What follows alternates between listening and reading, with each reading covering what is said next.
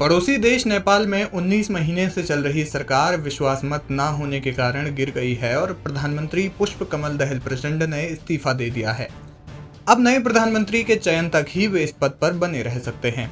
नेपाल में सरकार भले ही अभी गिरी हो, लेकिन इसके लिए रणनीति भी 1 जुलाई को बनाई गई और 3 जुलाई को ही सहयोगी दल ने अपना समर्थन वापस ले लिया। लेकिन सरकार गिरने की सुगबुगाहट पुरानी है और इस सुगबुगाहट को वास्तविकता में बदलने के लिए विपक्ष तो लगा ही हुआ था, लेकिन इसमें मुख्य भागीदार प्रचंड की गठबंधन सरकार की सबसे बड़ी साथी communist party of Nepal unified मार्क्सवादी लेनिनवादी यानी CPN-UML है।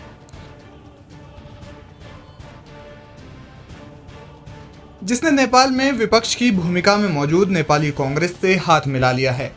पुष्पकमल दहल प्रचंड को संसद में विश्वास मत प्रस्ताव का सामना करना पड़ा, जिसमें उन्हें एक तरफा हार मिली। संसद में 275 सदस्यों वाले नेपाल में प्रचंड के समर्थन में महज 63 वोट पड़े और उनके विरोध में 194 वोट, जबकि विश्वास मत जीतने के लिए उन्हें 138 वोटों की जरूरत थी। हैरानी की बात यह है कि अपने कार्यकाल के दौरान उन्हें 5वीं बार विश्वास मत की कसौटी पर खड़ा होना पड़ा, जहां वे 4 बार तो जीत गए, लेकिन 5वीं बार एक तरफा अंतर से हार गए। प्रचंड की हार को देश में बहुत गहरे राजनीतिक बदलाव के तौर पर देखा जा रहा है, तो वहीं राजनीतिक विशेषज्ञों का मानना है कि इससे नेपाल की विदेश नीति पर भी बहुत बड़ा प्रभाव पड़ेगा। हैरानी की बात यह है कि नेपाली कम्युनिस्ट पार्टी ने सरकार बनाने के लिए उस पार्टी का समर्थन लिया है जो राजनीतिक फायदे के लिए ही सही, लेकिन नेपाल को हिंदू राष्ट्र बनाने के पक्ष में है।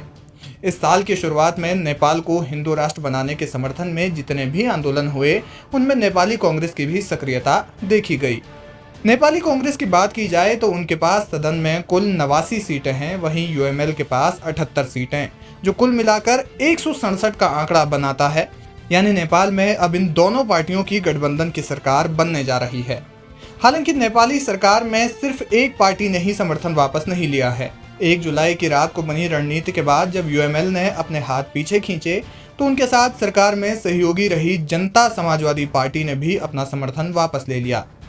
अब नेपाल में राजनीति के दूसरे पहलू पर नजर डालें तो वो राजनीति है हिंदू राष्ट्र घोषित करने की राजनीति।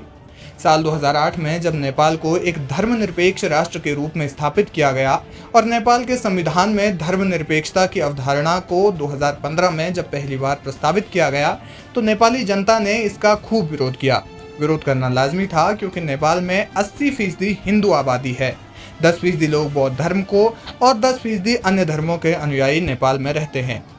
2008 के बाद से लेकर अब तक नेपाल को हिंदू राष्ट्र बनाने के समर्थन में सैकड़ों छोटे बड़े आंदोलन हुए।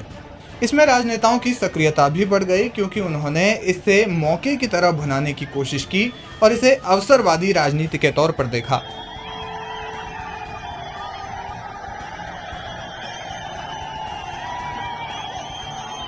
यहां तक कि कम्युनिस्ट पार्टी ने भी इस रास्ते पर चलने का विकल्प चुना। अपने कार्यकाल के दौरान जब पूर्व प्रधानमंत्री KP शर्मा ओली राजनीतिक संकटों से घिरे थे, तो उन्होंने हिंदू राष्ट्रवादी भावना को हवा नहीं बल्कि आंधी देने की कोशिश की। आंधी इसलिए क्योंकि वे नेपाल के सबसे प्रसिद्ध हिंदू मंदिर पशुपतिनाथ में दर्शन करने जा पहुंचे और ऐसा करने वाले वे देश के पहले कम्युनिस्ट प्रधानमंत्री बने। इसके अलावा उन्होंने लगभग $2.5 मिलियन का सरकारी रुपया भी दान किया। लेकिन ओली सिर्फ यही नहीं रुके। उन्होंने नेपाल की हिंदू जनता को ये विश्वास दिलाने की कोशिश की और ये दावा किया कि भगवान राम का जन्म भारत के अयोध्या में नहीं बल्कि नेपाल के माड़ी में हुआ था। इसके अलावा उन्होंने नेपाल में प्रधानमंत्री आवास में आयोजित एक कार्यक्रम के दौरान भगवान राम की प्रतिमा भी स्थापित करवाई। इसके अलावा अगर नेपाली कांग्रेस की बात करें तो इस साल की शुरुआत में चले आंदोलनों में नेपाली कांग्रेस ने खुलकर अपनी मौजूदगी दर्ज करवाई और नेपाल को हिंदू राष्ट्र बनाने का समर्थन भी किया। यानी नेपाल में समय के साथ हिंदू राष्ट्र की मांगों ने तूल पकड़ा और राजनेताओं ने इसी लहर का फायदा उठाने की कोशिश की, और फायदा भी ऐसा कि नेपाल में जो दल या जो नेता धर्मनिरपेक्षता के सिद्धांत पर टिके रहे और हमेशा से धर्मनिरपेक्ष राष्ट्र का ही समर्थन करते रहे, वे नेता भी अपनी वास्तविक मानसिकता से पीछे हटकर हिंदू राष्ट्र का समर्थन करने लगे। यहाँ तक कि इन्हीं नेताओं ने नेपाल में हिंदू राष्ट्र के समर्थन में हस्ताक्षर अभियान चलाने में भी अहम भूमिका निभाई। इसमें पुष्पकमल दहल प्रचंड भी पीछे नहीं रहे। हालांकि वे इस विचारधारा के दम पर सरकार को बनाए रखने में नाकाम साबित रहे। नेपाल में एक हिंदुओं का संगठन भी है जिसका नाम हिंदू स्वयंसेवक संघ है और इसका नारा धर्मो रक्षति रक्षितः है। अब नेपाल में हिंदू राष्ट्र के समर्थन वाली सरकार बन गई है जिसने पूर्व में हिंदू राष्ट्र का नारा भी बुलंद किया था।